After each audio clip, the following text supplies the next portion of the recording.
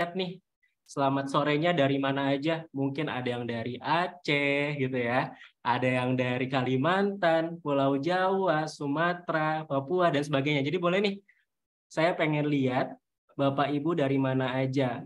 Oke, ada yang dari Bandung, selamat sore dari Yogyakarta, Palembang, wow, dari Kudus, Solo, Lombok, Jakarta, Tasik, Cirebon, Sumedang, wah rame banget, luar biasa. Jadi hari ini mau ngapain sih Bapak dan Ibu? Jadi hari ini kita akan sharing dan berbagi inspirasi ya, terutama tentang apa yang sudah Bapak Ibu lihat nih di layar, yaitu tentang design thinking. Dan sekarang sudah ada seratusan peserta, 149 peserta. Nah ini supaya makin ramai Bapak dan Ibu boleh banget nih ajak guru-guru yang lain, Bapak Ibu rekan-rekannya semua untuk bisa hadir ke dalam ruangan, karena tentunya makin ramai akan makin seru gitu kan ya. Jadi makasih banyak nih Bapak Ibu, mungkin tadi ada yang udah standby dari jam 2.45, ada yang standby dari tadi gitu ya, nunggu kapan nih dimulainya. Jadi hari ini aku selaku moderator akan membimbing Bapak dan Ibu untuk bisa mengikuti rangkaian acara dari awal sampai akhir. Oke, boleh mungkin kita next dulu, operator. Jadi selanjutnya tak kenal maka kenalan ya Bapak dan Ibu. Jadi salam kenal, nama saya Tegar. Saat ini saya sebagai Product Development di sekolah dan di sini saya akan menjadi teman, sahabat Bapak dan Ibu untuk bisa mengikuti rangkaian acara dari awal sampai akhir. Jadi tentu di acara hari ini Bapak dan Ibu kita akan senang-senang bareng, enjoy, fun gitu ya, untuk bisa berbagi dan sharing inspirasi tentang design thinking. Di sini boleh dong ada yang udah tahu tentang design thinking belum? Bapak dan Ibu, boleh raise hand mungkin kalau yang udah tahu design thinking? Pengen tahu nih kira-kira design thinking ini tuh udah pada tahu belum ya Bapak dan Ibu gitu ya? Wah, sejauh ini belum ada ya? Belum ada yang raise hand ya? Oke, saya lanjut dulu. Nah, jadi setelah saya kenalan dan tadi juga sudah membuka dengan semangat gitu ya. Nah, selanjutnya kita akan lanjut untuk meregangkan dulu nih, untuk bisa fokus dulu nih. Boleh nih, di next nih. Kita selanjutnya ada apa? Jadi, nah ini dia. Jadi selanjutnya saya ingin mengajak Bapak dan Ibu untuk bisa mengeluarkan jargon terbaiknya. Nah, jadi di sini pengen banget nih ngajak yang belum off, yang belum on cam bisa on cam, dan yang misalnya masih off juga silahkan bisa bersuara, atau boleh operator di admit dulu gitu ya, diperbolehkan dulu untuk Bapak Ibu sharing suaranya gitu, jadi biar bisa nanti berbagi jargonnya kayak gitu. Mungkin udah bisa nih operator. Jadi sambil operator mempersilahkan Bapak dan Ibu untuk bisa sharing jargon, di sini ingin menjelaskan bahwa jargon kita adalah ketika saya bilang future educators. Nah, jadi future educators nih acara kita hari ini ya Bapak dan Ibu. Ketika bilang future educators, siapin gerakannya. Pas siap, itu tangannya mengepal ke depan, siap jadi pendidik masa depan. Nah, jadi gitu. Jadi siap menjadi pendidik masa depan. Kayak gitu. Jadi boleh nih dikumpulin dulu semangatnya. Jadi yang belum on cam boleh on cam dulu dan bisa dinyalain mic-nya, kita gemparkan ruang Zoom ini gitu ya Bapak dan Ibu untuk bisa sama-sama jargon nih. Udah siap ya? Kayaknya udah ada yang on mic nih. Oke, aba-aba di saya ya. Ketika saya bilang future educators, Bapak dan Ibu bilang siap jadi pendidik masa depan. Kayak gitu. Oke, aba-aba di saya. 1, 2, 3. Future educators. Siap jadi pendidik masa depan. Luar biasa, Bapak dan Ibu. Rame banget ya, luar biasa sekali semangatnya. Terima kasih Bapak dan Ibu yang udah ikutan jargon dan menyemarakan acara kita hari ini. Oke, tadi udah semangatnya udah muncul. Kita akan masuk ke slide selanjutnya. Boleh, operator?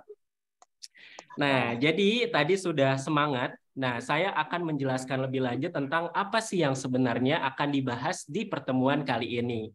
Sebagaimana yang Bapak dan Ibu sudah saksikan di layar, jadi hari ini kita akan mengupas tuntas tentang design thinking. Jadi pertama kita akan bahas, apa sih sebenarnya design thinking? Lalu yang kedua, sebenarnya hubungan design thinking dengan kurikulum merdeka itu apa sih gitu. Dan yang ketiga, proses design thinking ini gimana ya dari awal sampai akhirnya tuh seperti apa sih gitu. Nah, jadi nanti Bapak dan Ibu akan belajar semuanya dan tentunya akan ketemu expert yang bisa menjelaskan dengan luar biasa pada hari ini. Jadi tentunya Bapak dan Ibu harus semangat nih untuk bisa ikut kegiatan sore hari ini. Boleh di next, operator? Nah, sebelum kita masuk lagi, jadi di sini saya akan menjelaskan nih, kenapa sih design thinking yang dipelajari? Karena dari beberapa penelitian menyatakan bahwa kecerdasan emosional itu berkontribusi besar sekali untuk kesuksesan seseorang. Kita di dalam kelas mungkin lebih banyak di kecerdasan intelektual ya, Bapak dan Ibu, mungkin kita juga terbiasa mendapatkan materi-materi tentang kecerdasan intelektual. Tapi ternyata EQ atau kecerdasan emosional itu kontribusinya bisa 2 kali lebih penting dalam mempengaruhi kesuksesan seseorang. Oleh karena itu, hari ini kita akan belajar salah satu soft skill yang bisa menambah atau meningkatkan kecerdasan emosional, yaitu design thinking, yang menjadi bagian dari thinking skill. Jadi mudah-mudahan skill ini bisa menjadi penunjang bagi Bapak dan Ibu untuk bisa merealisasikan atau mendukung kurikulum Merdeka, seperti itu. Oke, boleh di next. Selanjutnya saya akan cerita tentang kesepakatan dalam kelas. Jadi kita semua sepakat bahwa kelas harus kondusif ya Bapak dan Ibu. Jadi yang pertama, supaya bisa saling kenal, username-nya boleh diganti nih Bapak dan Ibu. Jadi boleh nama, underscore, instansinya dari mana. Lalu yang kedua, harapannya Bapak dan Ibu bisa memberikan partisipasi aktif. Dan yang ketiga, boleh dong ya, kita sama-sama on cam biar semangatnya nyampe, kayak gitu. Dan yang terakhir, hadir penuh sadar utuh. Nah, jadi harapannya Bapak dan Ibu bisa benar-benar fokus, ngikutin semuanya sadar utuh gitu ya, nggak nyambil-nyambil, mudah-mudahan setiap informasi yang ada nanti bisa diserap dengan baik, seperti itu. Oke, siap ya Bapak dan Ibu untuk langsung mengganti username-nya dan hadir penuh sadar utuh. Oke, kita lanjut ke slide selanjutnya. Slide selanjutnya kita akan membahas tentang pertanyaan. Jadi Bapak dan Ibu mungkin ada yang pengen langsung diskusi, ada yang pengen langsung ngobrol dengan pembicara. Jadi boleh banget Bapak dan Ibu dipersilahkan jika memang ada pertanyaan, Bapak Ibu bisa menuliskan di dalam kolom chat. Jadi silakan ditulis nama, underscore institusi, dan underscore pertanyaannya apa. Jadi nanti biar kami juga tahu siapa yang nanya nih dan dari mana. Lalu pertanyaannya apa supaya kita juga bisa saling kenal dan saling menyapa di kemudian hari, seperti itu. Oke, kurang lebih udah ya, kira-kira bentuk dari beberapa ketetapan atau ketentuan dalam kelas. Dan selanjutnya boleh. Jadi selanjutnya dia penting banget Bapak dan Ibu. Jadi sebagaimana yang tertuliskan di poster, boleh next operator. Jadi Bapak dan Ibu perlu menyimak sampai akhir. Nah, jadi nanti di akhir pun akan ada yang namanya formulir post-test dan juga feedback atau umpan balik sehingga Bapak dan Ibu bisa mendapatkan sertifikat 4JP gitu. Jadi harapannya Bapak Ibu bisa ikut sampai akhir nih ya, bisa benar-benar nimbrung gitu ya dan ikut sampai selesai kayak gitu. Oke. Next mungkin ya, kita lanjut lagi. Sebelum kita mulai ke sesi selanjutnya, kita masuk ke beraktivitas dulu nih Bapak dan Ibu. Jadi sebagaimana yang sudah di-share tadi bahwa ada pre-assessment dan juga post-test gitu ya, pre dan post-test. Jadi harapannya Bapak dan Ibu bisa mengerjakan terlebih dahulu pre-testnya. Jadi ada link yaitu bit.ly/pretest FE2. Nah, jadi silakan Bapak dan Ibu bisa ikut dulu pre-testnya, mengerjakannya cuma 5 soal dan ini waktunya 3 menit. Jadi harapannya Bapak dan Ibu juga tidak kesulitan ya untuk bisa ikut ini. Bisa ngerjain di HP atau di laptop itu dipersilahkan. Oke, saya berikan waktu kurang lebih 3 menit sampai pukul 15 berarti sampai 15.14 ya Bapak dan Ibu. Dipersilahkan.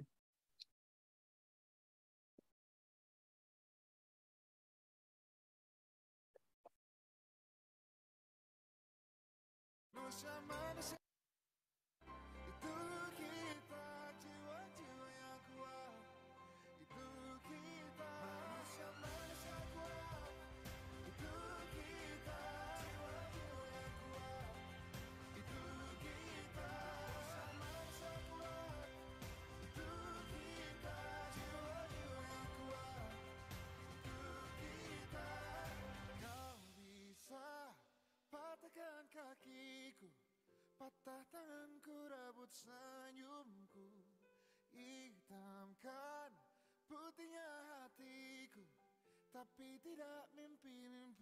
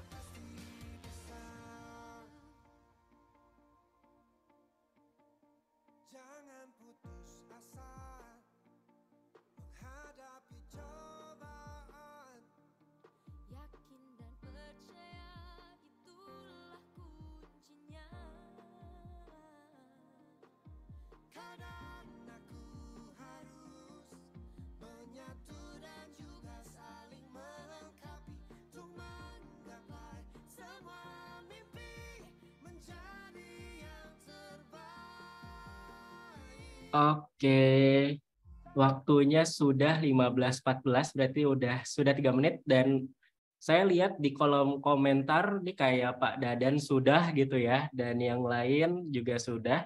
Baik Bapak Ibu, karena mungkin kalau memang ada yang bentrok dengan waktu asar, dipersilahkan jika memang ingin sholat terlebih dahulu, seperti itu ya.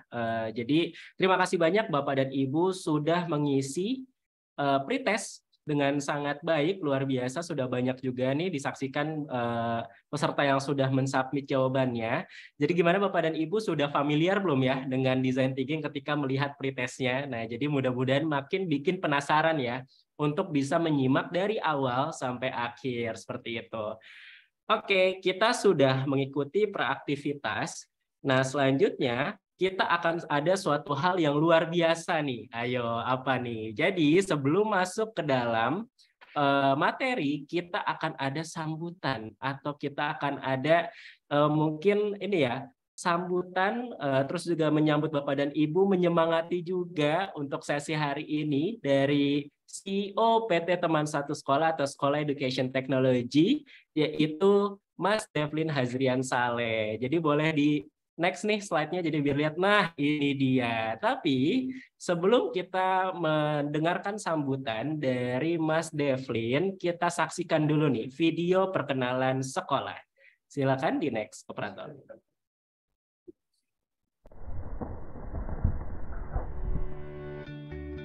Pendidikan adalah hal fundamental dalam membangun sebuah peradaban. Dengannya, kehidupan suatu bangsa akan menjadi lebih maju dan mulia. Sejalan dengan apa yang para pendiri bangsa ini cita-citakan, yaitu untuk mencerdaskan kehidupan bangsa. Namun, apakah pendidikan Indonesia kini telah berhasil membawa bangsa mencapai cita-cita tersebut?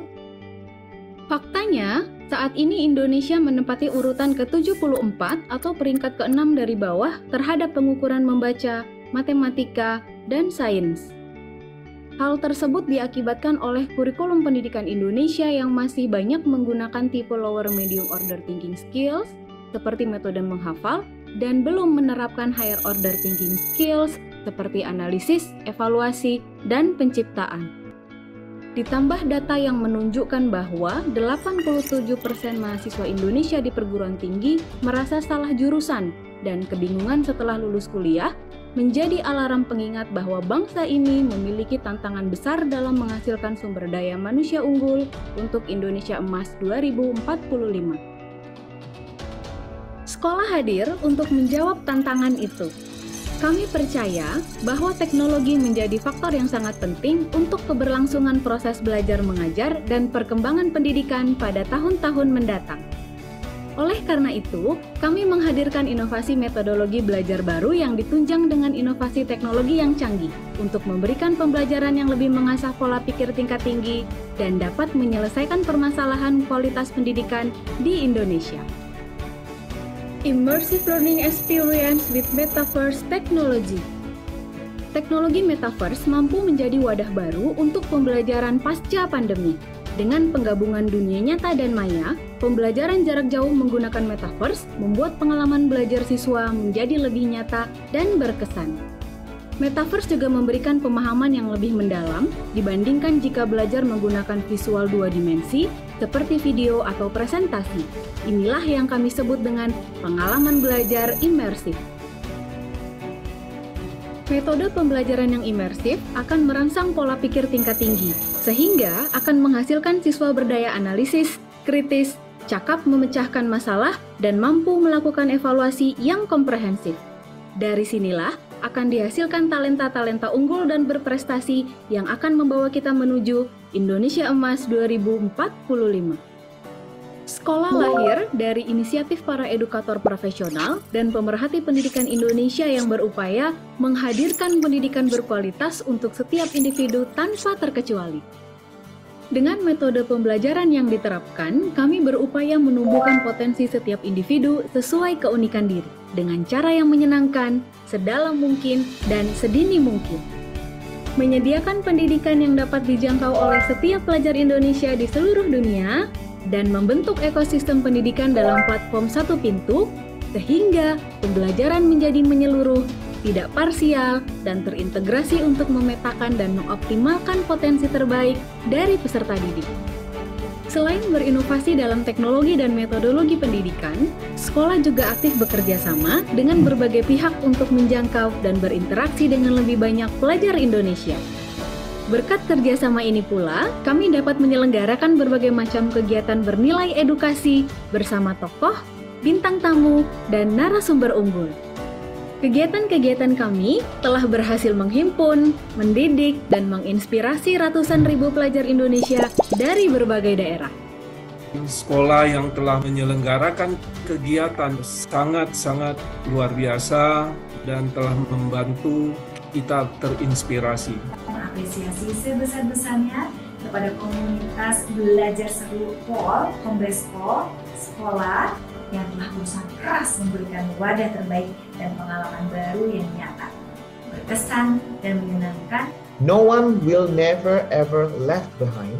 Dengan adanya Sekolah First ini, semua memperoleh akses untuk pengetahuan, skills, dan pelatihan keterampilan yang sama. Dan ini merupakan kabar yang baik untuk kita semua. Antusiasme para pelajar dalam menyambut era baru pendidikan ini semakin menumbuhkan semangat kami untuk terus membuat terobosan, hingga akhirnya kami berhasil memperkenalkan inovasi kami kepada khalayak yang lebih luas untuk pertama kalinya. Namun, pencapaian kami tidak akan berhenti sampai di sini. Kami bertekad untuk terus membimbing siswa-siswi Indonesia meraih prestasi terbaik dalam hidup melalui pengalaman belajar yang nyata dan berkesan demi masa depan Indonesia yang cerah. Perjalanan kita dalam mewujudkan cita-cita Indonesia Emas 2045 telah dimulai. Sekolah, platform belajar Metaverse nomor 1.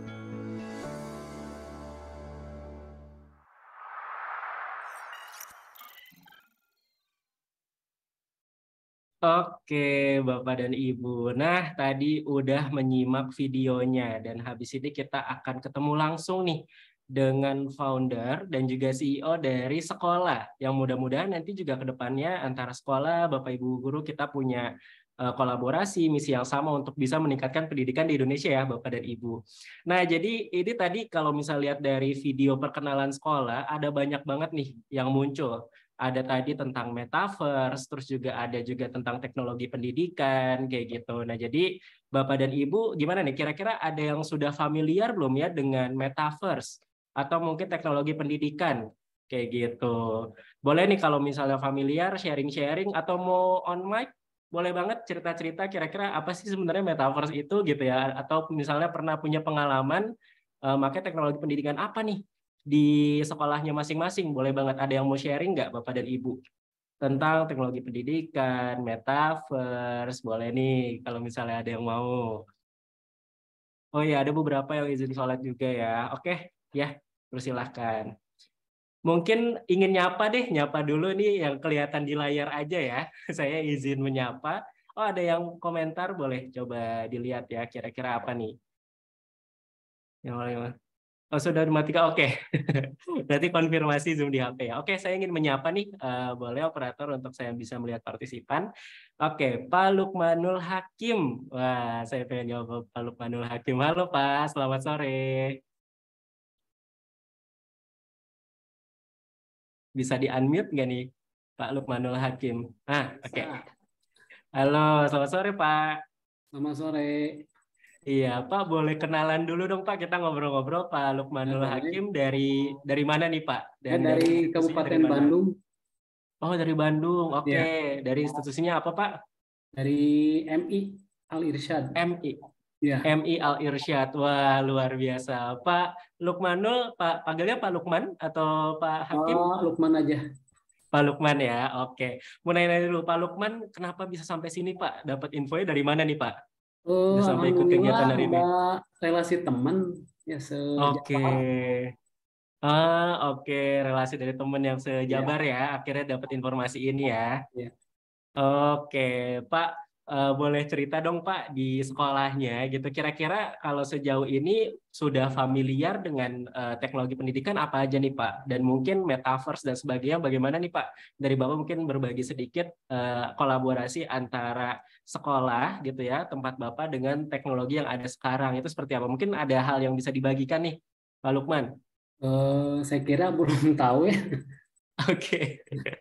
Jadi masih baru ya Pak ya? masih baru. Oh, oke, siap. Pengen Ya, tahu ya mudah-mudahan pengen tahu ya Pak ya. ya. Oke, sip. Ya, kalau biasanya Pak dari kesehariannya nih Pak Lukman saya jadi nanya-nanya lagi. Itu biasanya proses pembelajarannya gimana Pak? Karena kan hari ini kita akan belajar design thinking.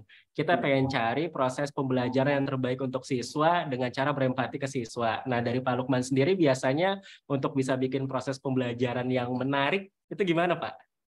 Ya, pertama-tama gurunya dulu ya harus Oke. fun dan Oke. anak-anak menerima tentang kehadirannya dan Ya. harus lebih kreatif gurunya. Harus lebih kreatif ya Pak. Inovatif. Ya. Itu penting ya Pak ya untuk Ya. lebih kreatif biar siswa nggak bosen gitu ya. Oke mantap. Wah keluar nih keywordnya atau kata kuncinya kreatif dari Pak Lukman. Makasih ya Pak ya udah mau diajak ngobrol.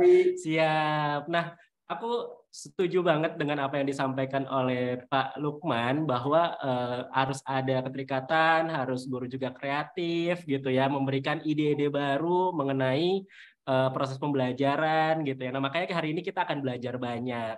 Nah oke, makasih Pak Lukman tadi Ya, juga udah sharing. sama-sama. Kita juga ya sudah mendengarkan profil tentang sekolah. Nah selanjutnya kita akan memanggil dan mempersilahkan kepada CEO sekolah atau PT Teman Satu Sekolah, Sekolah Education Technology, Mas Devlin Hazrian Saleh untuk bisa sharing dan menyemangati menyapa Bapak Ibu yang telah hadir di ruangan ini. Kepada Mas Devlin dipersilahkan.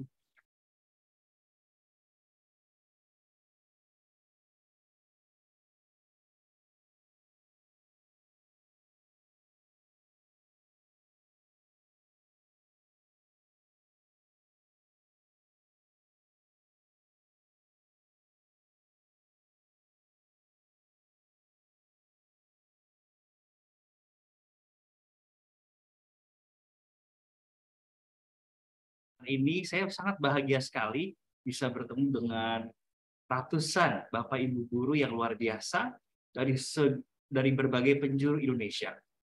Mohon izin penolakan, nama saya Devlin Hazrian Saleh. Saya adalah pendiri dan juga direktur dari PT Teman Satu Sekolah atau Sekolah Educational Technology. Saya bersama dengan kawan-kawan melakukan riset mengenai sarana belajar yang baru dengan teknologi digital sejak tahun 2014. Kita mengawalinya dari museum-museum.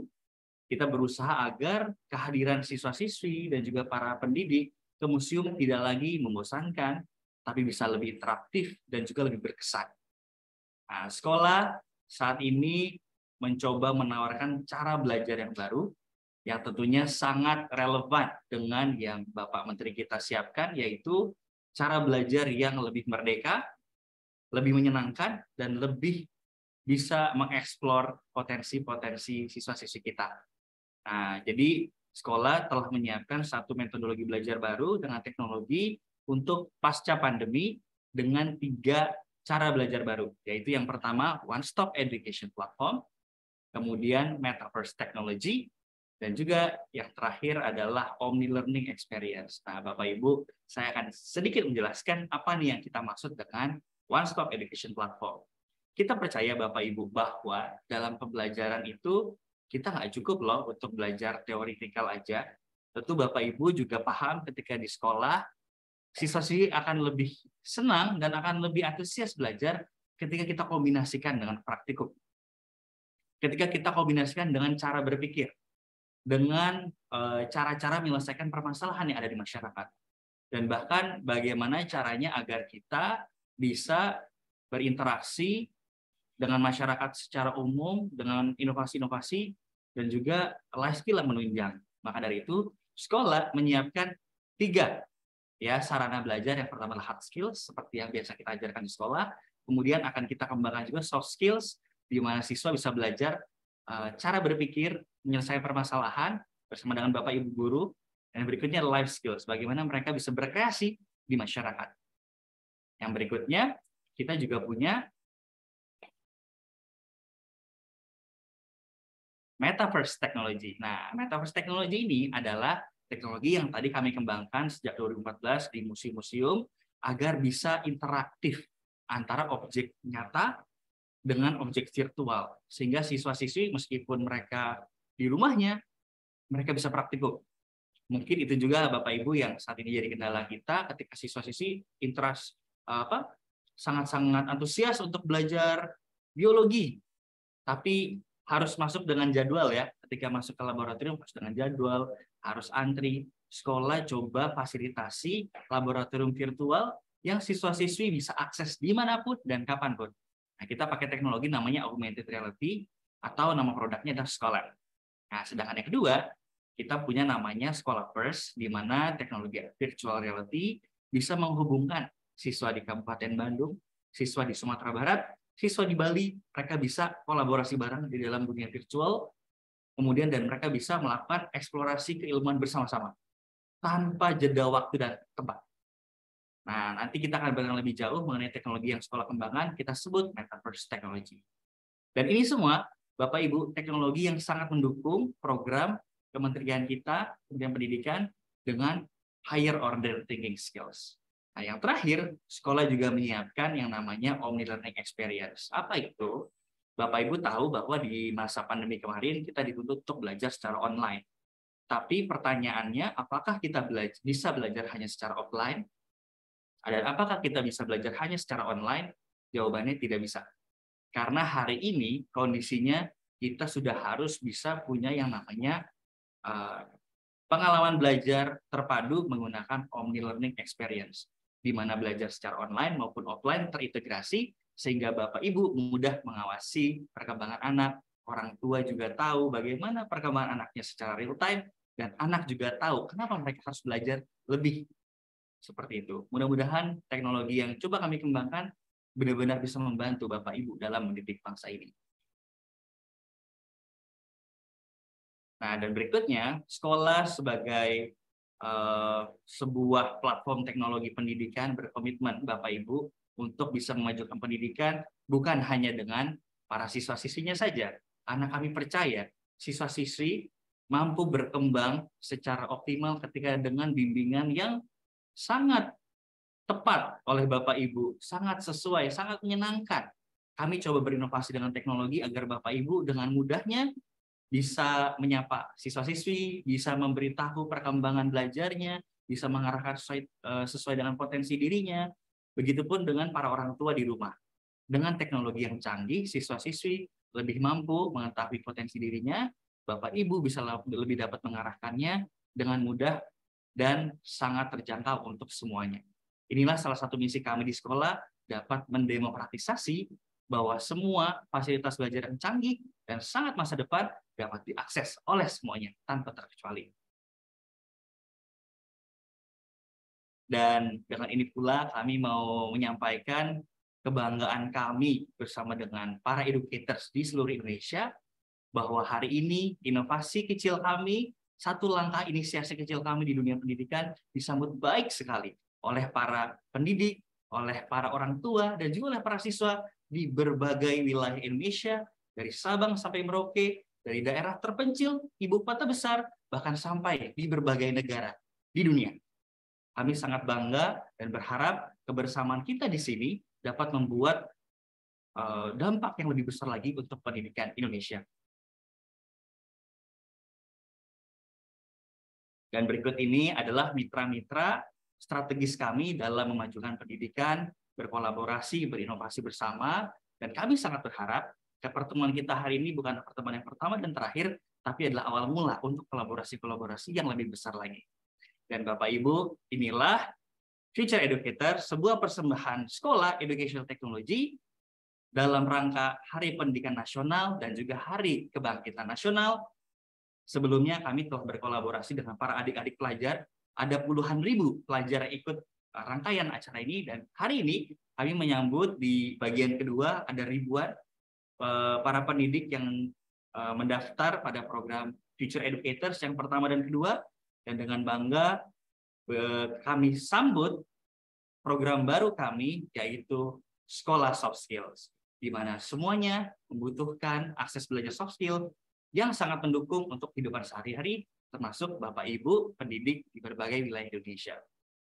Saya akan memperkenalkan partner saya, seorang mentor dan juga seorang expert yang betul-betul menggeluti dunia profesional dan soft skill sejak puluhan tahun yang lalu. Beliau ini adalah Ibu Turina Faruk.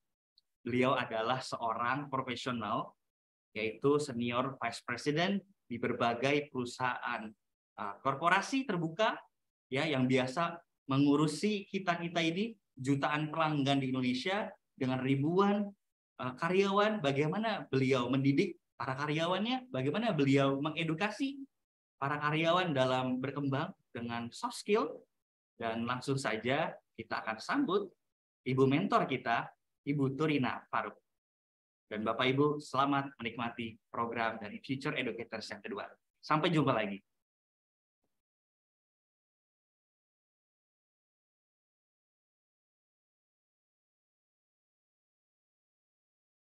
Assalamualaikum warahmatullahi wabarakatuh. Selamat siang menjelang sore kepada para Bapak Ibu semua yang sudah berkumpul di saat yang cukup antara siang ke sore itu betul-betul krusial ya. Mudah-mudahan sharing saya 1 jam ini kita santai sama-sama belajar seperti apa sih yang namanya salah satu dari thinking tools, yaitu namanya design thinking. Susah nggak sih design thinking? Oke, jadi santai aja ya. Semua kalau ada pertanyaan silahkan dicatat, kemudian nanti mudah-mudahan di akhir sesi saya bisa menjawab semua pertanyaan tersebut. Oke. Terima kasih untuk Devlin, untuk Mas Tegar juga, Mas Devlin, Mas Tegar untuk perkenalannya. Nah, sekarang saya akan masuk ke dalam materi saya. Oke. Ibu dan Bapak sama seperti saya. Pasti pernah merasa mentok saat membuat apa sih sebetulnya metode pembelajaran yang tepat. Betul ya? Karena gimana sih caranya menyusun pembelajaran yang sekarang menggunakan kurikulum merdeka. Sementara kan siswa kita beragam ya, macam-macam karakternya. Kemudian apakah design thinking ini solusinya gitu? Apakah design thinking hal yang baru? Nah, sebetulnya design thinking bukan hal yang baru. Tapi design thinking itu adalah proses berpikir untuk menyusun supaya Bapak dan Ibu punya tata aturan bagaimana proses kreativitas, proses berpikir ya. Design thinking itu adalah proses berpikir supaya metode pembelajaran ini bisa diterima dengan siswa yang beragam tersebut. Nah, selanjutnya, bahasa sederhananya design thinking itu apa sih? Design thinking itu adalah proses mendapatkan ide atau solusi baru yang relevan dan berdampak positif. Pasti ada yang nanya, itu mah teori. Saya juga udah ngerti. Sama, betul. Teori-teori ini adalah sebetulnya memberikan dasar ground rule yang Bapak Ibu sudah lakukan. Cuman ini dibantu dengan cara menyusun supaya proses berpikirnya itu sama.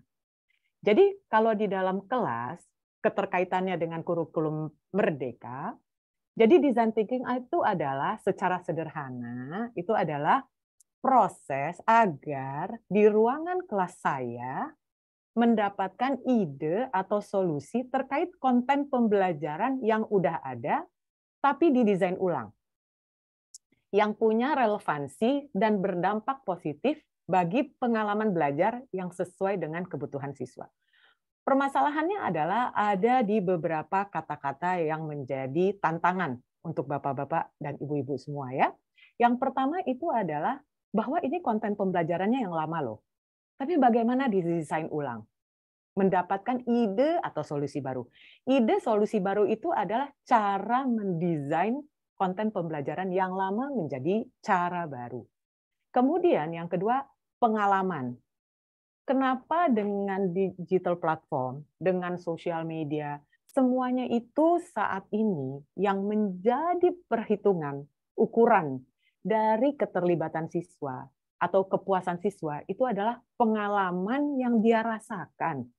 Jadi pada saat mungkin saya sekolah atau samalah dengan Bapak dan Ibu kita sekolah ya, kita merasakan nggak sih pengalaman belajar gitu? Apakah selama ini emang cuma dicekokin? Ya sudah, diterima saja. Apakah pernah ada yang bertanya guru kita, kamu pengalamannya bagaimana dengan saya? Nggak ada yang bertanya seperti itu. Tapi beda generasi sekarang. Generasi sekarang itu, terutama dengan kurikulum merdeka, kita harus menyadari bahwa pengalaman belajar itu adalah akan membuat siswa itu merasa ada keterlibatan, merasa ada kepuasan. Nah, oleh karena itu, saat ini adalah mari kita sama-sama hari ini, saya coba sharing bagaimana sih design thinking, proses berpikir dengan cara membantu para Bapak dan Ibu secara merdeka untuk mendapatkan solusi atau ide baru dalam penerapan kurikulum merdeka, gitu ya. Jadi design thinking ini nantinya adalah secara merdeka bisa mendesain kurikulum, bisa mendesain bagaimana pembelajaran di kelas, gitu. Dan kemudian adalah bagaimana yang paling penting itu adalah itu menunjang proses pembelajaran di dalam kelas. Oke. Nah, sebelum kita masuk ke dalam proses design thinking, kita masuk ke mindset dulu.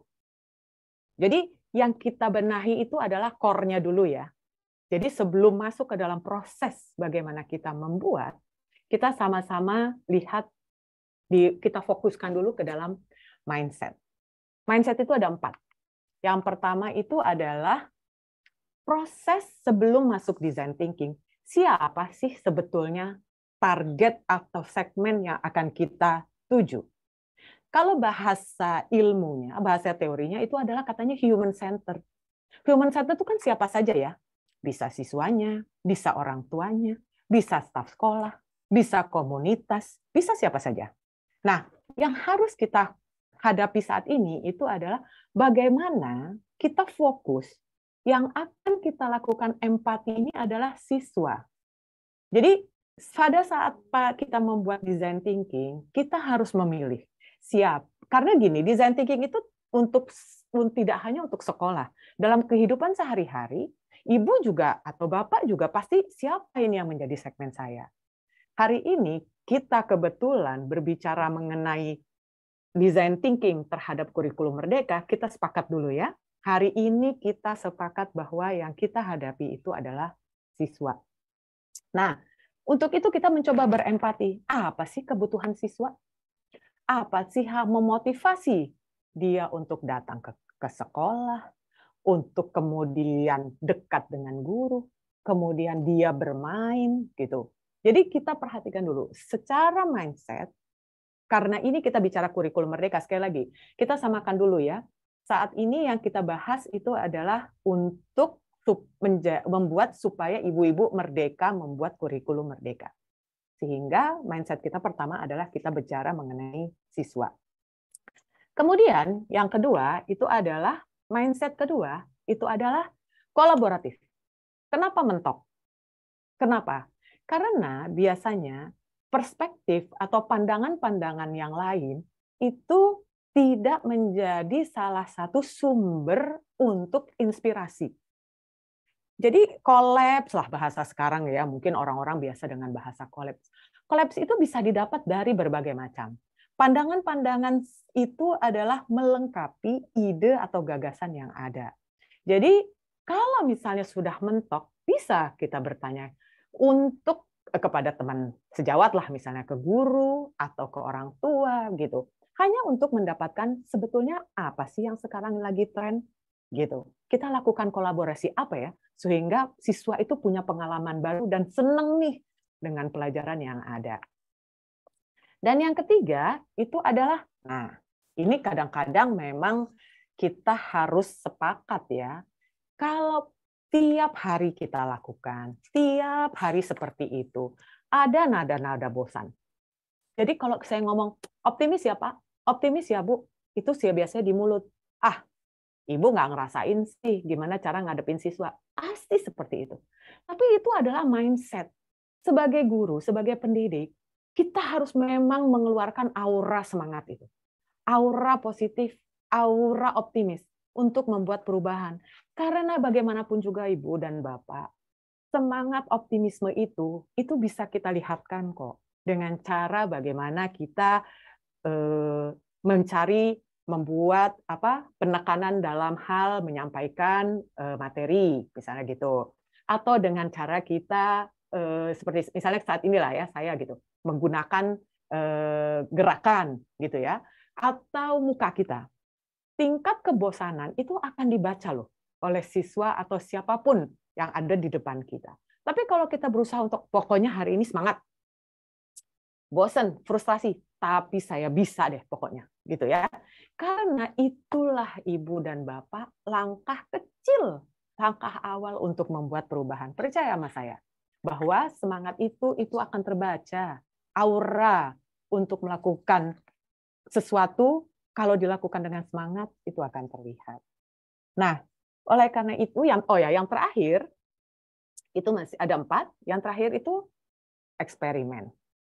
Kenapa sih kalau misalnya saya lakukan itu percobaan, benar apa salah?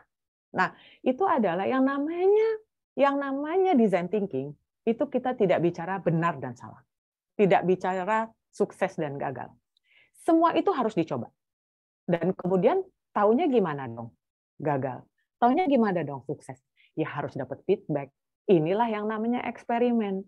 Jadi semua itu dicoba, semua itu ditanyakan, kemudian masukan itu dijadikan, dilengkapi, kemudian dicoba lagi. Jadi sekali lagi Ibu dan Bapak, mindset itu kembali lagi ya, berpusat kepada siswa. Kemudian yang kedua tadi kita sepakat bahwa kita harus melakukan kolaborasi, karena ini adalah salah satu cara untuk kita mendapatkan ide-ide segar. Kemudian yang ketiga itu adalah harus semangat dari diri kita sendiri. Dan keempat itu adalah lakukanlah semua percobaan. Gitu. Nah, pertanyaannya adalah sekarang ada pool di bawah, silakan nanti ibu-ibu dan bapak-bapak mengisi. Saat ini mindset design thinking mana yang sudah dijalankan pada saat menerapkan kurikulum Merdeka? Boleh pilih A, boleh pilih B, boleh pilih C, boleh pilih D, atau pilih semua. Nah, oke. Dari partisipan yang ada, cukup banyak ini. Saya sudah melihat, oke, ternyata banyak yang memilih E, tapi nggak kalah juga yang memilih B. Masih lanjut ini, masih banyak yang mengisi pool. Coba kita lihat. Bagaimana ibu-ibu guru dan bapak-bapak guru saat ini mencoba fokus mindset-nya itu memilih yang mana. Saya masih tunggu. Kita nggak usah tunggu semua ya. Kita tunggu 50%. Oke, sudah nih 50%. Ya, kita bisa dilihat hasilnya. Dari hasil itu, wah, ternyata semuanya sudah berpikir semua loh. Berarti bapak-bapak dan ibu-ibu mindset-nya itu sangat baik menurut saya. Karena sudah berpikir siapa segmennya, kemudian sudah kolaborasi, cari ide, cari cara supaya itu nggak bosan, kemudian selalu semangat berhadapan dengan siswa, dan kemudian selalu lakukan percobaan. Nah, sehingga dari 4 ini, stop sharing udah boleh? Dari 4 ini harus diingat bahwa 1, keempat mindset ini atau fokus ini penting untuk implementasi design thinking. Karena kebanyakan Bapak dan Ibu sudah melakukan, itu baik untuk kita terus lakukan. Karena ini sebetulnya menyusun bagaimana proses berpikir. Memang keempat ini nggak ada yang berurutan. Jadi kalau Bapak dan Ibu memulai dari, saya kayaknya kolaborasi dulu deh, gitu. Itu oke. Intinya adalah tidak ada sequential. Tidak harus berurutan mana yang lebih dulu, mana yang tidak lebih dulu. Karena proses kita, mindset kita itu untuk design thinking ini, selama 4-4-nya itu ada, itu oke. Tapi mana yang duluan, itu tidak perlu harus beraturan. Nah, kemudian tidak boleh menggunakan asumsi pribadi. Pertanyaan saya, yang Bapak dan Ibu pilih tadi 4-4-nya, apakah Bapak berasumsi secara pribadi, ataukah pernah orang bilang bahwa, wah, atau Bapak pernah bertanya, kira-kira benar nggak ya? Mungkin tadi ya, saya mau bertanya untuk yang 4 tadi memilih semuanya, memilih E, coba besok tanya deh ke temennya atau ke siswanya. Menurut kamu, pola pembelajaran saya itu benar nggak sih? Sudah A, B, C, D. Saya pengen tahu apakah itu karena asumsi pribadi, ataukah memang betul karena orang-orang bilang, oh, Bapak dan Ibu ini sudah memang menggunakan 4-4-nya. Dan yang sekarang ini adalah, mindset ini akan membantu mencoba dengan pendekatan baru yang pastinya dalam mengandalkan pengalaman. Sekali lagi ya,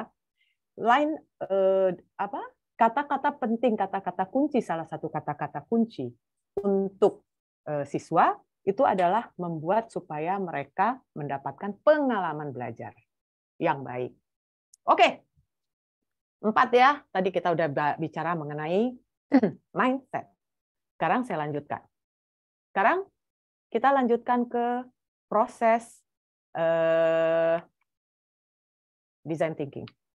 Oke. Proses design thinking kalau tadi 4, sekarang kita bicara 5. Proses design thinking itu ada 5. Nanti kita bahasa Indonesia kan bareng-bareng ya, Bapak-bapak dan Ibu-ibu. Yang pertama itu adalah gimana sih nyarinya? Gitu. Discovery kalau bahasa Inggrisnya. Yang kedua, bagaimana nih menerjemahkannya? Ini udah dicari. Kemudian bagaimana nih nuruninnya lah ya, bahasa sederhananya. Bagaimana menurunkannya? Kemudian yang ketiga, sudah diterjemahkan, idenya apa ya? Gitu. Dan yang keempat, terus saya harus lakukan apa supaya ide itu menjadi nyata? Dan yang kelima, ini berhasil atau gagal atau salah nggak sih? Gitu. Jadi sekali lagi, sebetulnya saya sangat amat yakin Bapak dan Ibu sudah menjalankan ini sehari-hari. Yang saat ini sekolah sharing itu adalah sebetulnya prosesnya. Jadi proses itu, kalau yang mindset itu tidak sekuensial, tidak berurutan, kalau proses design thinking ini harus berurutan. Jadi harus start dari cari dulu nih, kira-kira apa. Oke, mari kita bermain. Supaya saya mau tahu juga, kira-kira sama nggak nantinya bahwa proses design thinking ini membantu Ibu dan Bapak dalam membuat kurikulum itu secara lebih, kurikulum merdeka secara lebih merdeka. Gitu ya. Ya, sekarang sebetulnya gini, Bapak dan Ibu itu keluar rumah juga pasti akan menemukan sesuatu. Ke jalanan pasti menemukan sesuatu. Ke mall menemukan sesuatu. Cuman untuk memudahkan saja, kita coba bareng-bareng ceritanya, kita sama-sama ke taman hari ini. Ceritanya kita bawa siswa, melakukan studi tour ke satu taman bersama siswa ya. Nah, pertanyaan saya, proses pencarian ya, di mata Bapak dan Ibu, kita isi pool. Mana yang menarik? A, air mancur yang di depan. B, rumah. C, pohon. Apa saja menurut Bapak dan Ibu ya? Menurut Bapak dan Ibu, yang paling menarik waktu kita melihat nih lagi keluar rumah nih. Ada taman bareng-bareng sama anak-anak, bareng sama siswa. Kita lihat di mata Bapak dan Ibu, pada saat ini kita ngomong mata Bapak dan Ibu ya. Ibu mohon tulisnya di pool Bapak dan Ibu, bukan di komen. Silahkan diisi di pool. Saya akan tutup kalau sudah 50% yang mengisi. Jadi bukan di komen ya. di pool? Oke, masih berlanjut. Oke. Karena sekarang sudah 50%, saya keluarkan saja hasilnya. Ya. Nah, menarik ya. Bapak dan Ibu, poolingnya ketutup. Poolingnya ketutup. Oke. Karena sudah 50%, memang kita tutup Bapak-bapak dan Ibu-Bu. Karena karena ini kita akan terus belajar seperti ini, nggak apa-apa, nanti Bapak dan Ibu akan terus ikut dalam polling-polling selanjutnya ya. Bisa dilihat bahwa ternyata yang memilih air mancur ada, yaitu 39%. Yang memilih rumah ada juga, 46%. Yang pilih pohon ada juga. Jadi artinya apa? Nggak ada yang salah, nggak ada yang benar. Karena apa yang menarik di mata saya loh. Begitu. Dan ini adalah fondasi dari setiap orang yang punya keragaman untuk memilih. Oke ya, kita sepakat ya. Jadi antara air mancur, rumah, dan pohon, ternyata yang paling menarik, katakanlah kita pilih 2 deh. Air rumah nomor 1, air mancur nomor 2. Gitu ya, nomor 3 pohon. Ini nggak ada yang salah dan nggak ada yang benar ya. Ini adalah ketertarikan di mata kita sebagai pendidik. Saya lanjutkan. Untuk yang ikut polling, silakan isi polling, jangan mengisi di chat ya, Bapak dan Ibu. Oke. Sekarang, baik ya. Nah, jika memakai sudut pandang siswa, apa yang paling menarik? Pertanyaan sama. Air mancur, rumah, atau pohon? Silakan. Silakan, saya akan menutup di 50% yang sudah menjawab. Bapak dan Ibu harus dengan legowo berpikir secara siswa loh. Kira-kira menurut siswa nih, yang mana sih yang menarik? Yang di depan, yang di belakang, yang di belakangnya lagi, gitu. Oke? Kita masih tunggu, sudah cukup? Oke. Dari jawaban ini, nah, tadi Bapak dan Ibu lihat ya, dari kacamata Bapak dan Ibu, rumah nomor 1, air mancur nomor 2, 3 pohon. Ternyata Bapak dan Ibu bisa menempatkan posisi Bapak dan Ibu sebagai siswa, merubah jawaban itu menjadi air mancur nomor 1, coba. Ini kan bukan masalah benar apa salah. Ini adalah masalah bagaimana setiap orang punya sudut pandang masing-masing. Kita sepakat ya. Bagaimana caranya dia mencari apa sih yang menarik. Gitu. Oke. Nah, ini adalah sebagai pondasi. Jadi, gimana sih bikin design thinking itu? Start dengan apa sih yang mau saya cari? Saya keluar rumah nih. Kira-kira apa ya? Gitu. Itulah kenapa kita perlu kolaborasi. Supaya kita sama nih. Gitu. Yang tadi, loh kok bisa ya? Kenapa hari tadi saya milih rumah? Gitu. Tapi kenapa saya sekarang bisa pilih air mancur? Ini menarik nih untuk Bapak dan Ibu yang mengubah pandangannya dengan pandangan siswa. Oke.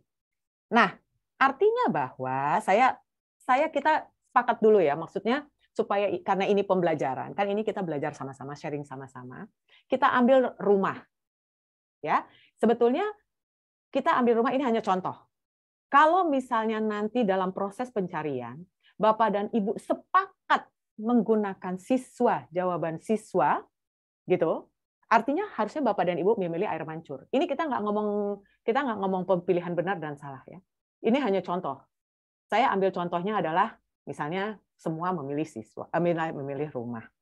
Nah, artinya apa? Bahwa ternyata ada loh pikiran saya dan siswa berbeda. Coba. Kan menarik ya. Artinya hanya sekedar cuma milih 3 kok. 3 materi yang di depan mata. Coba deh pilih. Ternyata pikiran saya sama siswa berbeda. Itu proses pencarian pertama. Sehingga Bapak dan Ibu harus eye opener. Itu apa bahasanya? Membuka mata bahwa ada sudut pandang lain dalam menemukan kebutuhan siswa. Dan artinya itu membuka peluang opportunity untuk ide baru gitu. Bisa kan ditanya, Kenapa kalian nggak suka pohon? Karena warnanya kan hijau semua, karena taruhnya di belakang, itu kan bisa ditanya juga gitu. Jadi artinya pertanyaan-pertanyaan ini digali supaya pada proses pencarian akhirnya menemukan, oh ini yang dibutuhin siswa, begitu. Gitu ya. Oke, lanjut ya. Baru nomor 1. Sekarang kita ke nomor 2. Proses menerjemahkan interpretasi. Interpretasi apa yang Bapak dan Ibu dapatkan dari gambar yang udah kita pilih rumah lah. Tadi kita katakan sudah milih rumah. Siswa senang karena rumahnya unik ya.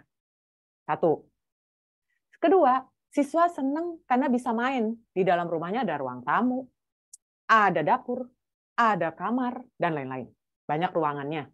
Yang ketiga, siswa senang karena warna rumahnya lucu ya. Oke, silakan pilih mana sih pulsnya yang menarik. Nah, dalam hal ini kembali ya, Ibu dan Bapak sepakat kolaborasi. Jadi apa yang Bapak dan Ibu pikirkan kira-kira sama nih nggak sama yang saya pikirin sama siswa? Gitu. Kira-kira dilihat dulu yang mana? Sudah? Rasanya sudah ya? Sudah 50%? Kita end ya, kita stop ya poolnya ya. Oke. Nah, semua 79%, 80% itu memilih karena unik bentuknya. Gitu. Salah nggak yang milih B? Ya nggak salah. Salah nggak yang milih C? Ya nggak salah juga. Gitu. Tapi bagaimana mendalami proses pencarian tadi, kan interpretasi kan mencoba mendalami ya.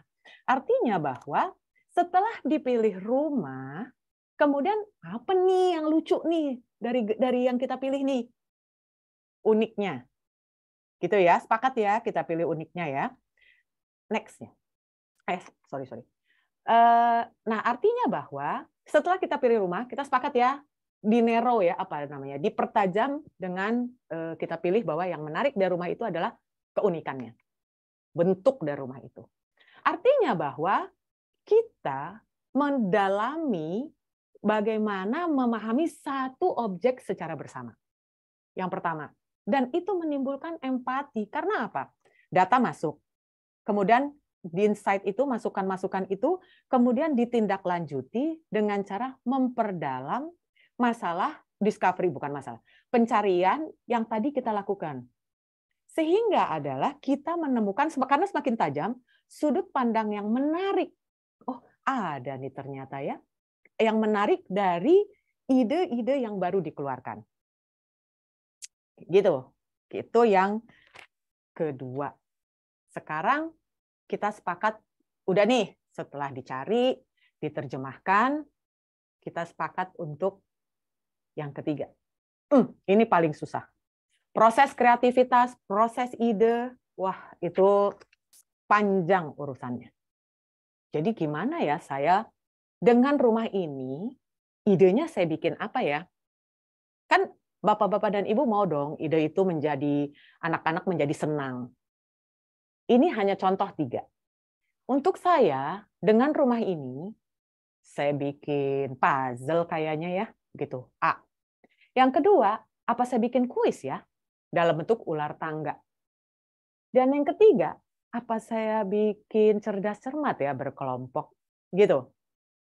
Jadi semakin dipertajam dari proses pencarian tadi. Ya, silakan dipilih. Pollingnya silakan diisi. Kira-kira dari rumah ini Bapak dan Ibu mau milih apa ya? Apa aja boleh. Bukan berat, ini kembali lagi, tidak benar, tidak salah. Ide itu semuanya benar.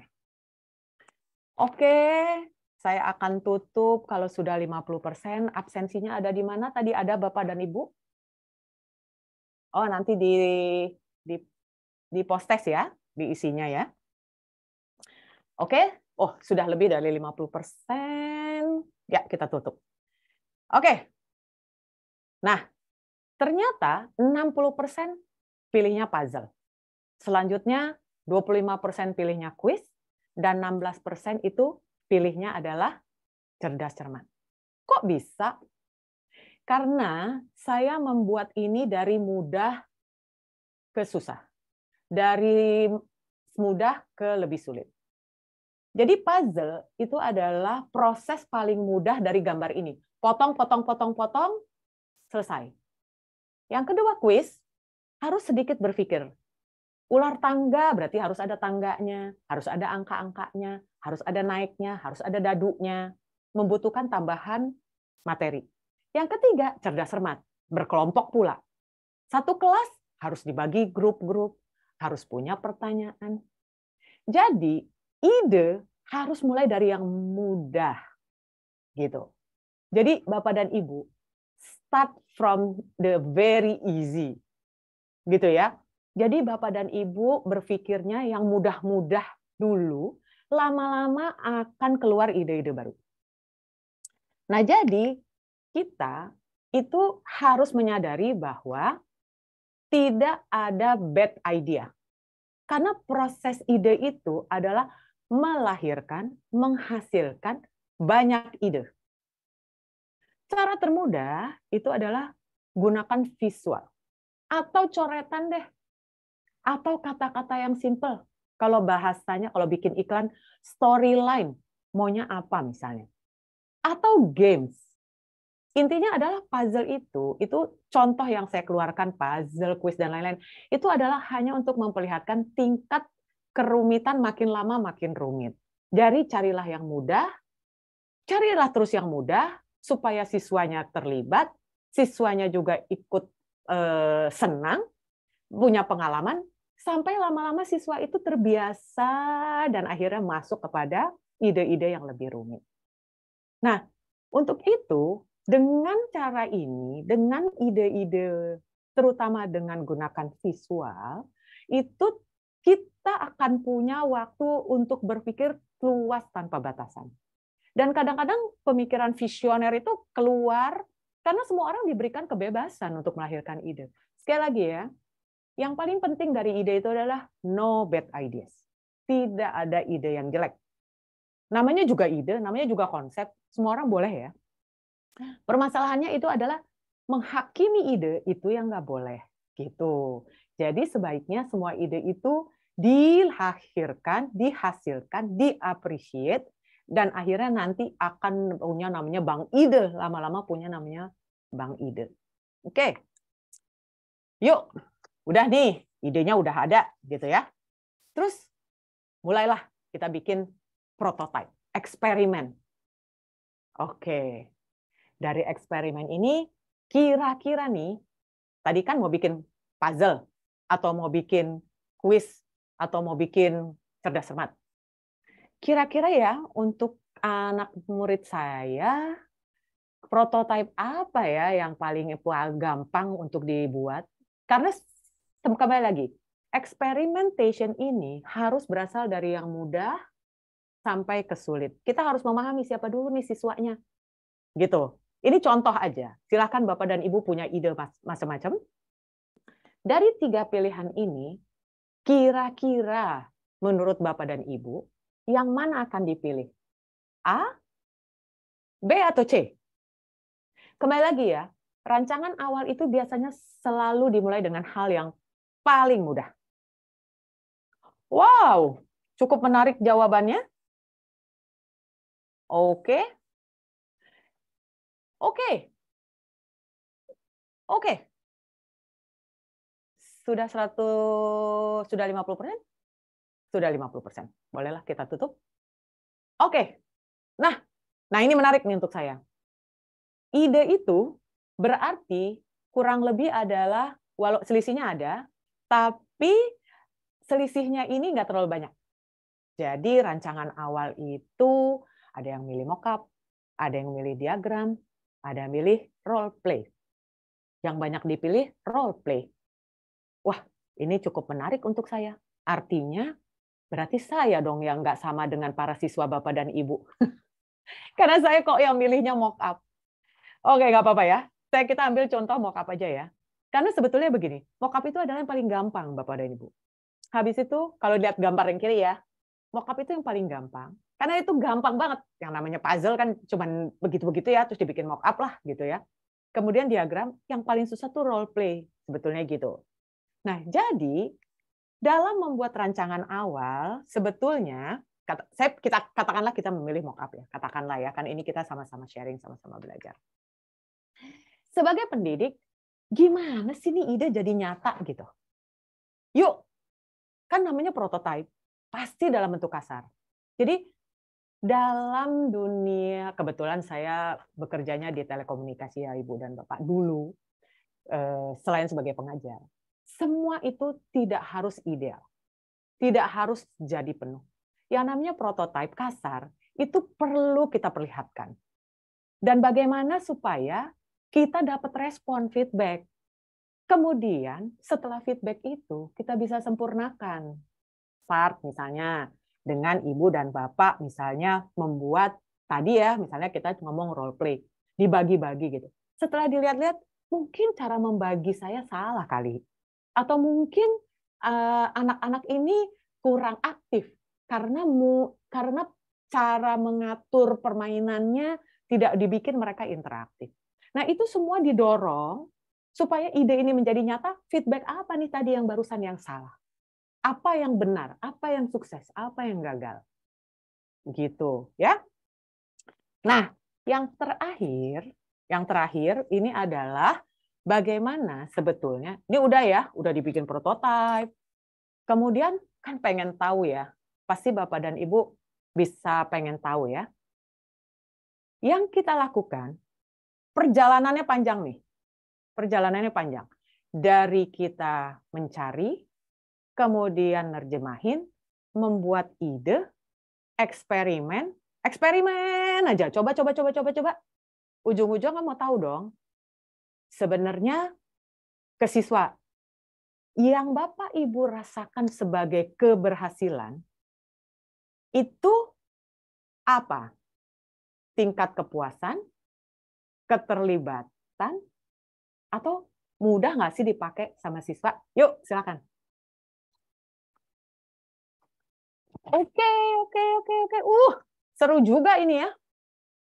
Semakin ramai ini sepertinya. Oke. Sudah lumayan. Ya. Sebentar lagi. Ya, udah 50% rasanya. Kita tutup ya. Nggak apa-apa Bapak-bapak dan Ibu-ibu yang telat. Nggak apa-apa. Nanti nanti bisa kita lanjutkan lagi mungkin di sesi-sesi lain ya. Sekarang ikutin aja dulu. Oke. Jadi, ternyata nih untuk Bapak dan Ibu yang memilih, ini tidak ada ranking lagi-lagi ya. Tidak ada ranking. Yang namanya design thinking itu adalah berpikir secara, mendesain pola pikir baru bahwa ini ide solusi ini dapat dipahami dan punya pengalaman. Kembali lagi kita bahas itu ya. Jadi ini bukan masalah benar atau salah. Kepuasan siswa, oke, yang pertama yang kita pilih keterlibatan siswa. Artinya keterlibatan siswa itu adalah Bapak dan Ibu bisa mengakuisisi anak-anak itu. Jadi ide itu kebeli, bahasa sederhananya. Karena anak-anak itu fun ya, terlibat langsung. Wah, gitu. Wah, saya contoh puzzle sebelah kiri, dia langsung terlibat. Itu berarti Bapak dan Ibu sudah mengakuisisi siswa. Kalau yang kepuasan, which is itu 25%, itu lebih kepada quality. Gitu. Jadi itu udah sampai ke bahan di mana anak-anak itu merasa bahwa wah, kan puas itu kan nggak bisa didefinisikan ya. Maksudnya nggak bisa akan ada keluar kata-kata keren. Gini dong Pak, gini dong Bu, gitu. Itu lebih ke kualitas dari apa yang dikeluarkan. Dan yang terakhir adalah kemudahan. Jadi ada juga yang merasa bahwa memang start dari hal yang mudah dulu untuk dipahami. Itu tingkat keberhasilan. Nah, memang ya, walaupun kita tidak meranking, sebetulnya yang paling tinggi dalam evolusi itu adalah bagaimana membuat siswa itu terlibat, itu saya setuju. Gitu. Tapi untuk yang ini kita pilih, sebenarnya pemilihan ini random ya, karena ini hanya contoh. Tapi yang pasti memang, sekali lagi, belum bisa ya. Kok nggak mau? Mungkin di sharing dulu. Nah, ya, oke. Nah, no. Ya, jadi setelah ini evolusi. Oke. Setelah evolusi itu adalah bagaimana cara saya mengembangkan ide terus-menerus. Jadi tadi itu proses evaluasi itu adalah untuk menunjukkan bahwa dengan cara anak-anak itu puas, dengan cara anak-anak itu terlibat, dengan cara anak-anak itu memberikan dimudahkan, itu sebetulnya itu satu proses evolusi yang akan menjadi masukan untuk Bapak dan Ibu. Karena keberhasilan, kegagalan, kesalahan itu adalah hal yang niscaya terhadap yang namanya ide ya. Nah, untuk itu yang harus dipahami bahwa perubahan itu dari waktu ke waktu terjadi. Apakah itu tren? Apakah itu situasional? Kayak kemarin mungkin kita pandemi. Sehingga perlu ada perencanaan langkah-langkah selanjutnya. Nah, bagaimana terus kita tahu kalau misalnya itu harus kita lakukan perubahan terus-menerus?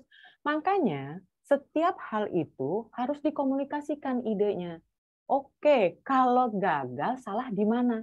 Nah, kita lakukanlah yang namanya dokumentasi atau dicatatlah bahasanya ya. Proses tersebut sehingga akhirnya kita bisa merealisasikan bagaimana ide tersebut menjadi terrealisir. Karena lama-lama Ibu dan Bapak, kalau dicubit ya, kita ini kalau udah dicubit, biasanya lama-lama juga udah nggak sakit. Karena itu saja. Dan tingkat kebosanan itu pasti ada. Karena apa? Karena idenya kok ya itu aja. Jadi waktu untuk melakukan perubahan, itu dikembalikan lagi untuk Bapak dan Ibu. Ini udah waktunya nggak ya dilakukan ide baru atau ide lama di-enhance, ditambahkan. Gitu ya. Oke, cukup. Ini adalah kurang lebih pelajaran saya. Ada 4 mindset ya. Jadi sebelum masuk ke prosesnya, kembali lagi saya ingatkan, tidak ada hal yang baru. Ini semua adalah proses, adalah cara bagaimana menerjemahkan sesuatu pembelajaran yang ada di desain ulang. Mindsetnya tadi 4 ya, bagaimana kita berpusat kepada siswa, mencoba kolaboratif, kemudian harus ada semangat, dan harus dilakukan eksperimen percobaan. Itu ada di fokus kita ya, jadi nggak ada yang benar dan nggak ada yang salah, dan nggak ada yang baru.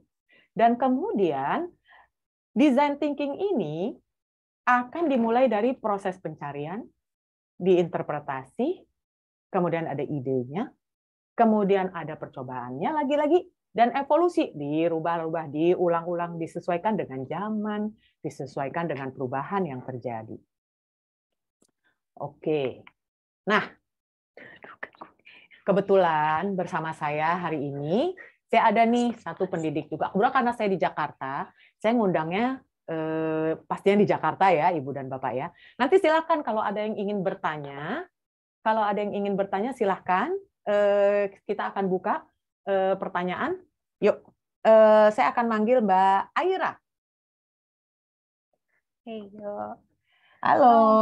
Halo, kabar ya? Alhamdulillah. Aira, Aira sekarang ini ngajar apa ya? Bahasa Inggris. Bahasa Inggris. Nah, oke, Aira, kan saya sangat yakin lah, pasti Aira sudah, kan Aira mendengarkan ya, dan saya sangat yakin pasti sudah melakukan.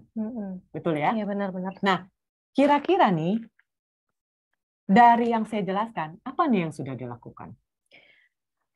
Kalau dari Aira sih sedikit-sedikit udah mulai dilakukan ya, Miss Lina ya. Nah, biasanya Aira tuh mulai dengan cara discovery dulu nih kalau dari materi ini nih, gitu kan. Nah, misalnya Era mungkin mulai dulu dengan materi-materi yang mudah seperti games yang disebut dengan ideation ya tadi ya. Nah, terus dari situ Era bisa tahu nih mulai dari keterlibatan siswa dan juga ada kepuasan dari sana. Gitu. Jadi kan sebenarnya intinya adalah udah dilakukan ya, cuman benar. prosesnya aja yang tadi akhirnya terpikir bahwa oh ini namanya discovery gitu ya, benar, oh ini namanya ideation. Iya benar. Nah terus kira-kira ini masalah keberhasilan nih, tadi kan ada 3 nih, ada yang merasa puas dan lain-lain. Berhasil nggak yang sudah dilakukan oleh Aira? Kalau dari berhasil atau enggaknya itu ya tergantung proses ya gitu. Karena Aira tahu nih itu pasti ada gagalnya, nggak langsung jadi. Nah dari situ bisa kita tahu melalui dari gagal tadi, ulang lagi dari awal dari proses yang mudah tadi, sehingga dari gagal tadi kita tahu ada proses keterlibatan di sana dan muncul kepuasan dan di situ pasti adanya melalui keterlibatan tadi ada kepuasan kayak gitu. Intinya sampai muncul kepuasan dari kita dan juga menyamakan interpretasi antara siswa dan juga kita gitu. Jadi menurut kamu gagal itu proses atau gagal itu frustrasi? Proses ya. Jadi kita harus sepakat bahwa kegagalan itu niscaya loh. Benar. Ya, karena kan proses pencarian ide, kemudian pencarian sampai menerjemahkan kan itu nggak juga semata-mata bahwa kamu yakin berhasil. Iya, benar. Jadi yang harus dipahami kepada guru, pendidik itu adalah gagal itu hal yang normal ya. Niscaya gitu ya. Benar. Oke. Ada yang mau disampaikan? Mungkin kalau dari Aira kita tahu ya sebagai Aira ataupun pendidik lainnya mungkin udah pernah melakukan hal ini gitu. Nah, tapi melalui proses design thinking ini itu akan membantu kita untuk meng-guide gitu, untuk membantu kita meng-guide melakukan prosesnya itu secara tahap bertahap gitu misalnya. Sip, terima kasih Aira, makasih ya. Selamat siang. Ya. Oke, terima kasih Aira. Sekarang saya udah ada di depan saya ini pertanyaan, saya akan baca. Oke ya. Saya tanya pertanyaan pertama ini adalah Pak Adam dari SMA 6 Bogor. Saya bacakan saja ya.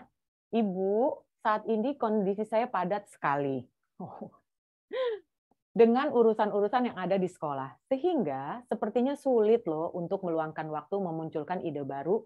Kira-kira bagaimana solusinya? Pak Adam, saya mau bicara mengenai mindset dulu Pak Adam. Saya mau balik dulu. Sebentar. Ya. Pak Adam, sulit itu kata-kata yang menurunkan tingkat optimisme saya yakin. Karena tidak bisa urusan banyak, itu sudah membuat satu langkah di mana bagaimana kita bisa sebagai pendidik memunculkan optimisme. Betul ya Pak Adam ya? Jadi memang Pak, saya juga tahu bahwa hidup ini nggak harus waktunya banyak deh, kayaknya kurang aja waktunya. Belum lagi urusan rumah keluarga, belum lagi urusan di kantor, urusan di pekerjaan, pertemanan, dan lain-lain. Tapi memang yang namanya mindset, Pak, mindset itu harus optimis. Bisa. Cara paling gampang apa? Kita kan sebagai guru itu akan terlihat dari cara kita mengajar. Menggunakan kata-kata yang baik, penekanan kata-kata, gitu. Jadi, apakah ide baru itu harus yang spektakuler? Enggak juga. Makanya kan tadi saya bilang, proses pencarian ide itu enggak juga aneh-aneh. Bapak duduk di teras, kemudian kira-kira apa ya orang jalan, misalnya gitu. Apa yang menarik? Jadi, kembali lagi, ini mungkin terkesannya seperti, teori gitu. Semua yang namanya kita bicara ya mengenai penemuan-penemuan itu, inovasi itu semua berasal dari hal yang kecil. Semua berasal dari problem sehari-hari. Jadi ide yang baru itu adalah bukan ide yang spektakuler, Pak. Ide yang baru itu adalah ide yang mudah. Kembali lagi tadi saya ingatkan. Ide itu nggak ada yang bad, nggak ada yang salah, dan ide itu siapapun boleh punya.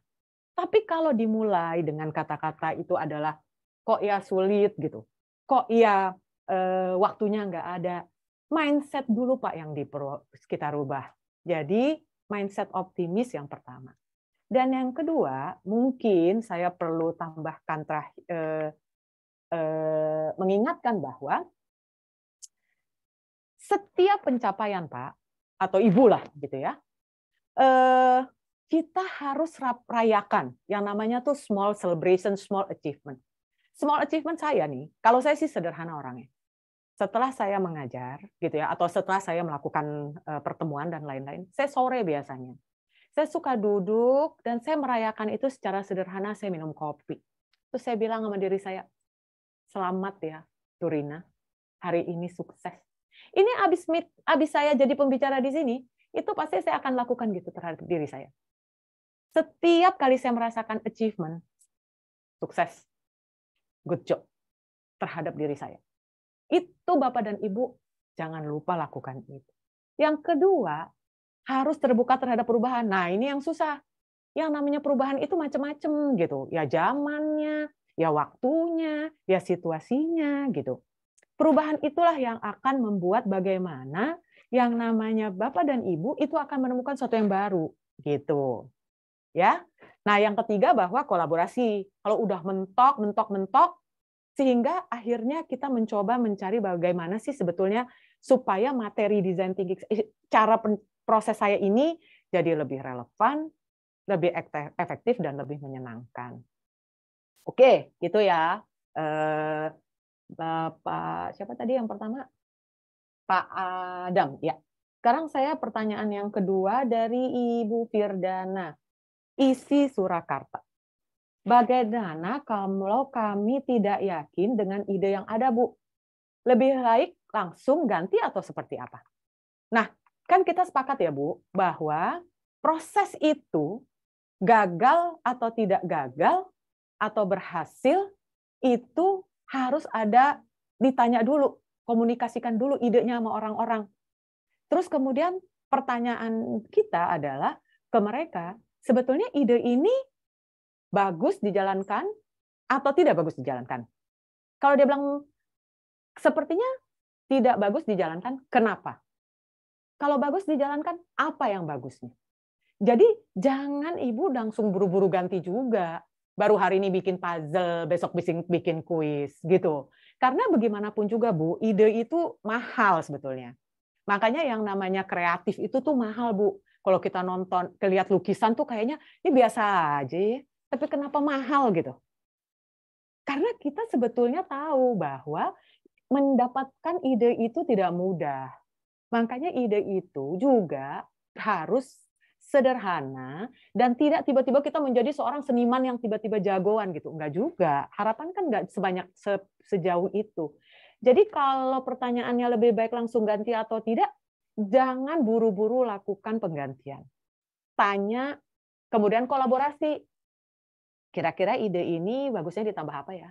Gitu. Atau kira-kira ide yang ini sebaiknya sedikit ditweak. Gitu. Atau emang kill. Kalau memang ternyata memang tidak bagus, ya nggak apa-apa dibunuh idenya. Tapi itu sudah melalui proses. Jangan tiba-tiba atau ujuk-ujuk lah ya, langsung melakukan perubahan. Oke, yang ketiga, begitu ya Bapak dan Ibu ya. Yang ketiga, bagaimana, Ibu Dini Nurbaiti, sarjana pendidikan dari SMA plus PGRI Cibinong. Apabila siswa tidak terbuka dengan guru, apakah ada saran untuk kami bisa melakukan discovery? Oke, gini,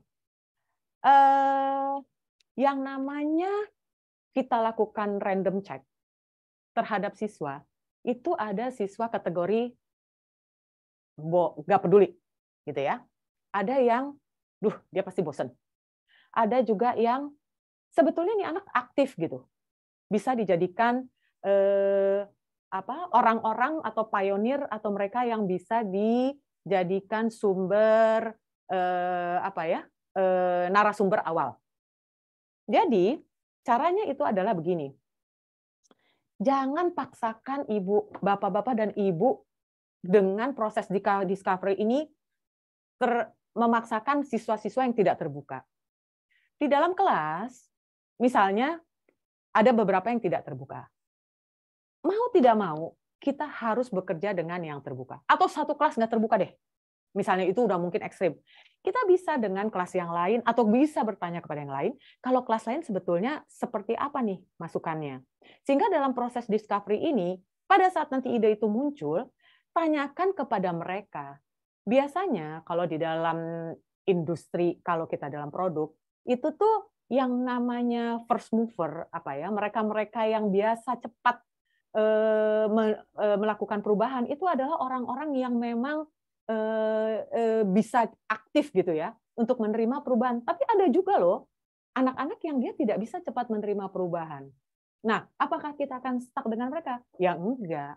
Tapi pada saat ide-ide terjadi, kita harus mendapatkan feedback, masukan, ya pasti dari mereka yang tidak terlalu cepat menerima perubahan, yang pendiam, yang bosan, gitu.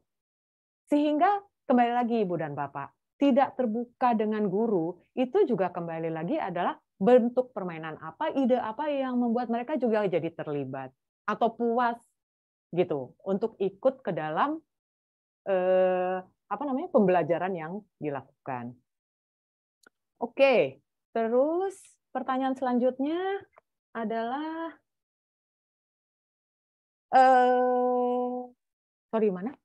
mungkin boleh dibuka? Ada lagi satu lagi mungkin? Ada? Mungkin ini boleh dibuka? Oke. Oke.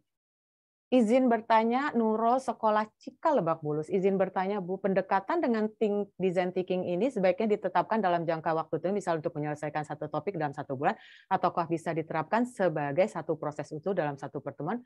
Dan bagaimana jika ide bersamanya tidak sesuai dengan silabus konsep yang direncanakan? Oke. Design thinking itu tidak berada dalam kurun waktu tertentu. Design thinking itu bisa berproses. Jadi artinya bahwa apakah itu dalam 1 bulan atau ganti? Ataukah dalam satu topik atau ganti? Karena bisa juga, misalnya contoh puzzle, ternyata di year 1, tahun pertama cukup menarik keterlibatan siswa. Tahun kedua diulangi lagi, masih oke. Tahun ketiga masih oke. Jadi sebetulnya design thinking ini adalah proses bagaimana kita berpikir untuk menemukan ide solusi baru. Kalau ide itu masih jalan, artinya Ibu pada saat dicubit masih sakit, itu silakan dilanjutkan. Tapi kalau Ibu udah dicubit nggak sakit, artinya Ibu juga udah, ini kayaknya udah biasa aja gitu. Anak-anak juga responsnya biasa. Nah, itu tidak berhubungan dengan masalah waktu, ya. Nah, kemudian, dan bagaimana jika ide itu ini tidak sesuai? Kembali lagi, kalau ide itu tidak sesuai, itu berdasarkan feedback atau masukan. Yang namanya perubahan itu dalam design thinking itu sangat dibolehkan. Karena berhasil, gagal, sukses, salah, itu bisa terjadi dalam design thinking. Kita akan ngomong nih design thinking gitu.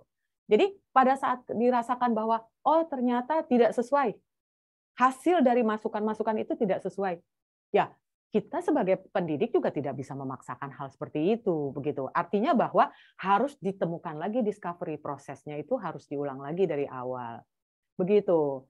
Kemudian mungkin ini nggak kelihatan. Oke. Yang terakhir ya. Oke, di Ibu Dian Ayu Lestari, TKPGRI Talang Jaya. Saya mau bertanya, bagaimana cara pendidik baru memberikan pengertian kepada guru senior dalam pelaksanaan ide? Pasti ada kegagalan. Karena guru senior pasti menekan guru muda untuk mengikuti keinginan. Oke. Gini, ya saya paham yang namanya guru muda itu dengan semangat gitu ya, memiliki ide segar gitu ya, inginnya bahwa ide itu bisa langsung diimplementasikan gitu, kemudian mendapatkan katakanlah gitu ya recognition gitu, itu kita paham gitu ya. Nah memang dalam hal ini ini kita tidak bicara mengenai design thinking ya. Kita bicara mengenai proses yang dinamakan, ini mungkin saya bicara thinking tool yang lain ya.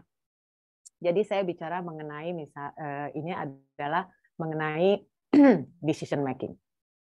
Jadi ibu dan bapak harus paham, menentukan keputusan itu memang ada tingkat senioritas.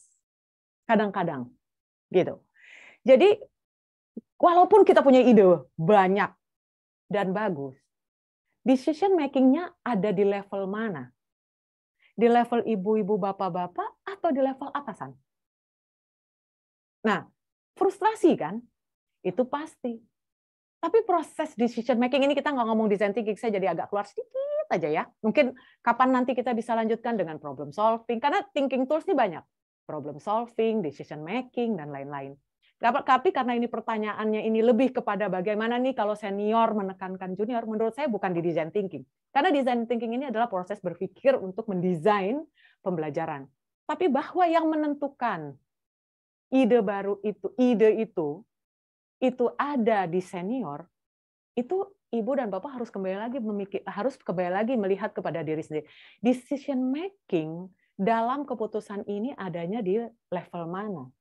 Di level saya atau di atas? Kenapa saya merasa bahwa ide saya nggak diterima? Gitu. Karena senior ini bisa jadi melihatnya lebih umbrella lagi Bapak dan Ibu.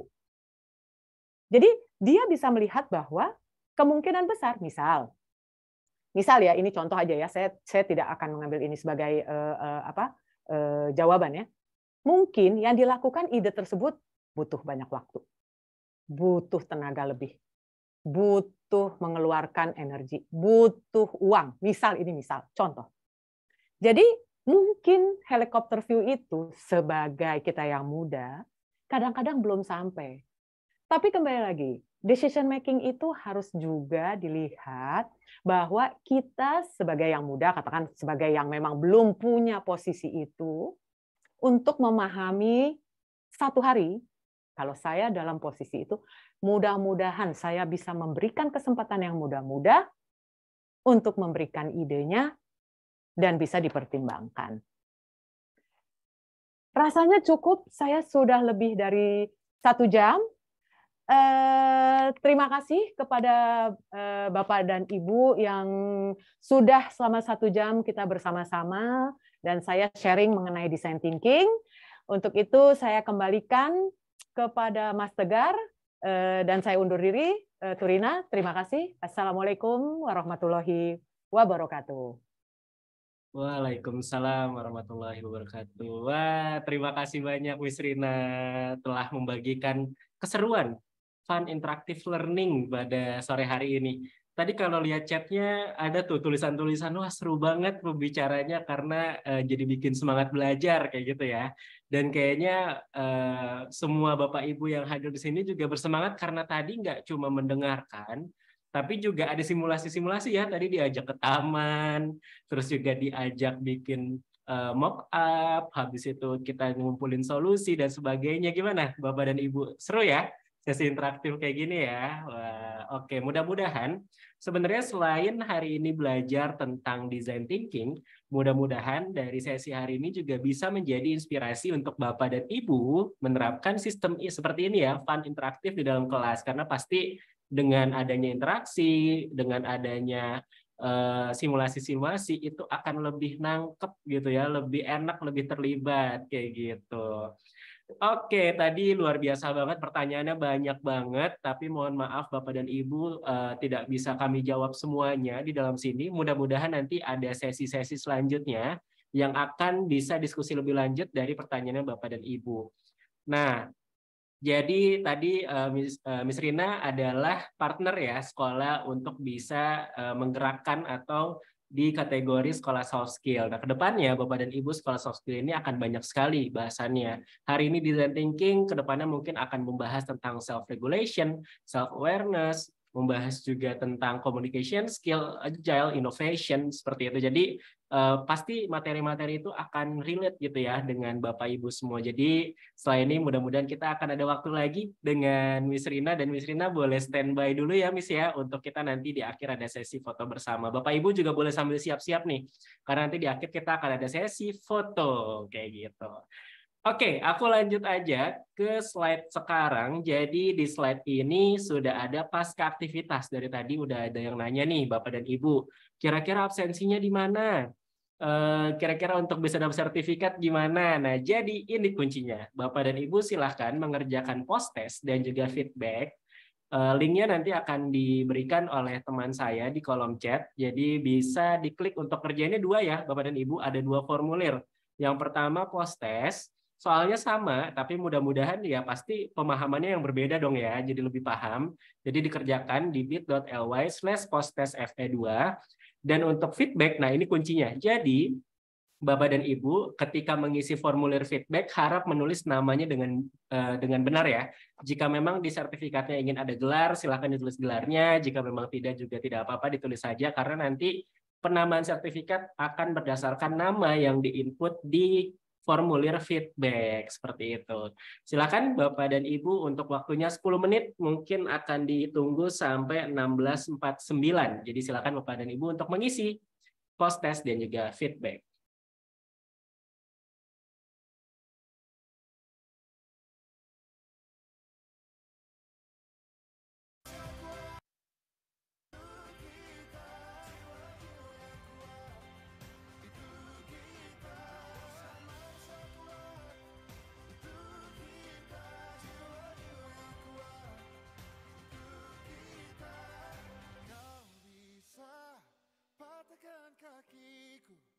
Oke, Bapak dan Ibu, kayaknya ada masalah di post testnya ya Bapak dan Ibu ya. Jadi nggak apa-apa, kerjain dulu aja yang feedbacknya ya.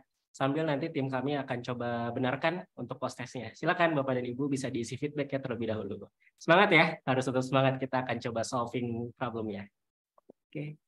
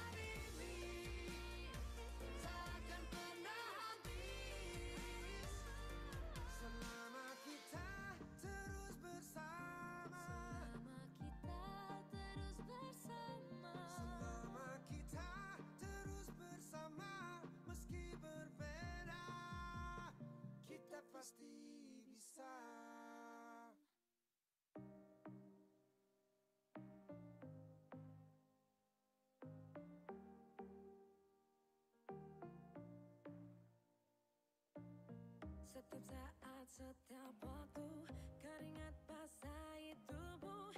Ini saat yang ku tunggu. Hari ini ku buktikan. Ku yakin aku kan menang. Hari ini kan dikenang. Semua doaku panjatkan, sejarahku persembahkan. Terus fokus satu titik, hanya itu, titik itu. Tetap fokus kita kejar, lampaui batas. Terus fokus satu titik, hanya itu, titik itu.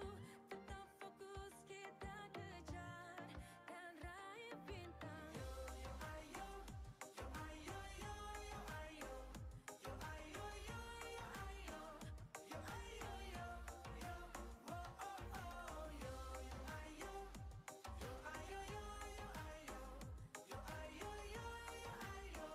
Kita datang, kita lihat, kita. Kalau menang berprestasi, kalau kalah jangan frustasi. Kalau menang solidaritas, kita galang sportivitas. Kalau menang berprestasi, kalau kalah jangan frustasi. Kalau menang solidaritas, kita galang sportivitas. Oh, oh, oh.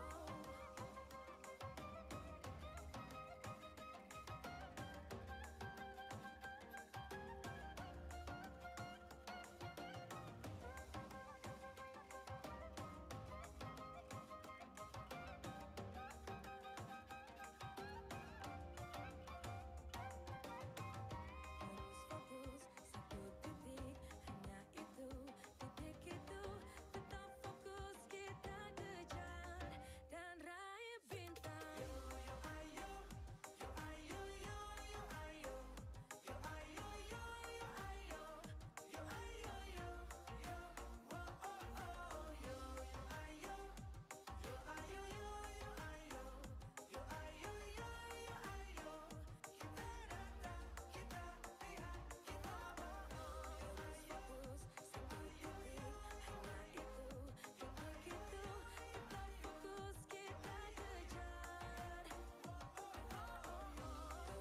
fokus satu titik, hanya itu, titik itu. Tetap fokus kita kejar dan raih bintang.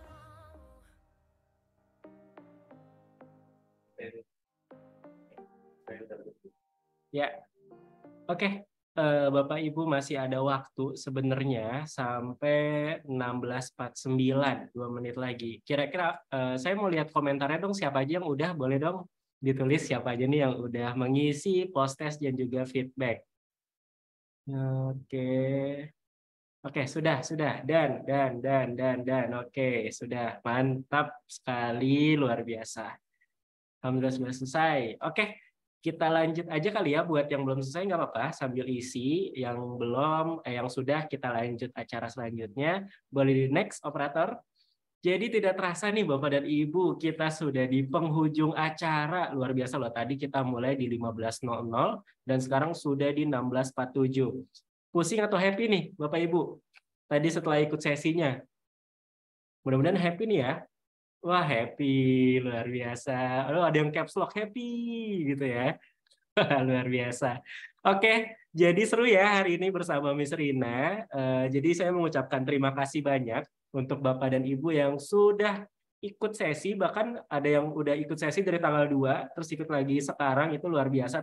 Terima kasih banyak Bapak dan Ibu. Jadi saya ingin mengingatkan bahwa untuk sertifikat nanti akan kami proses terlebih dahulu ya Bapak dan Ibu, mohon bersabar, dan nanti akan kami berikan H+7 hari kerja ya Bapak Ibu, karena Sabtu dan Minggu tentu tim sekolah juga libur gitu, jadi kita akan mulai lagi di Senin. Jadi nanti ditunggu saja H+7 hari kerja akan kami berikan sertifikatnya. Bisa di standby di email atau nanti bisa melalui WhatsApp juga.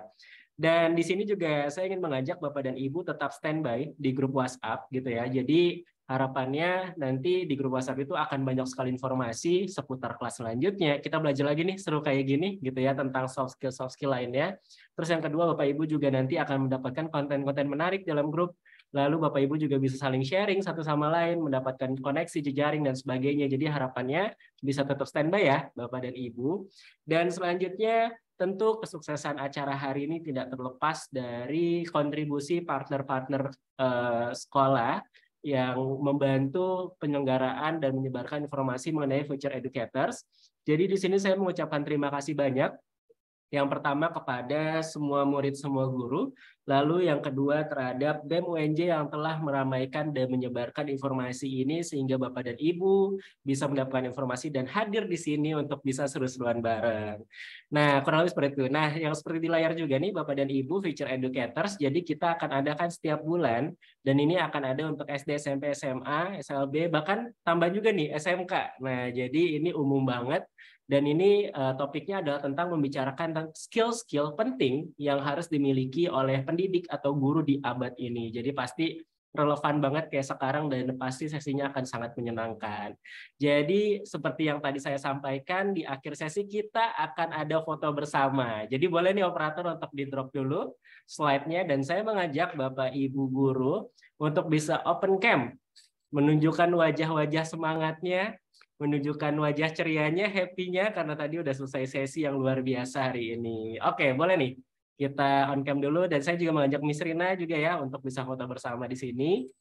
Oke, Bapak Ibu silahkan mempersiapkan dirinya dan dulu, sisir-sisir dulu gitu ya, rapi-rapi. Jadi silahkan kita akan foto bersama. Oke, udah saya sisir-sisir ya. Oke, kita akan foto aba-abanya di saya.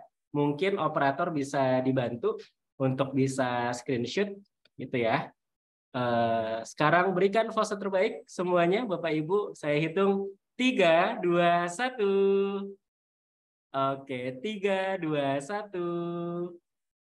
Sekali lagi 3, 2, 1. Oke, mantap banget gayanya, luar biasa sekali. Terima kasih Bapak Ibu, kita berikan tepuk tangan yang luar biasa untuk Miss Rina hari ini yang telah sharing. Wah, keren banget. Mudah-mudahan kita nanti bisa ketemu di lain sesi. Saya selaku moderator hari ini undur diri.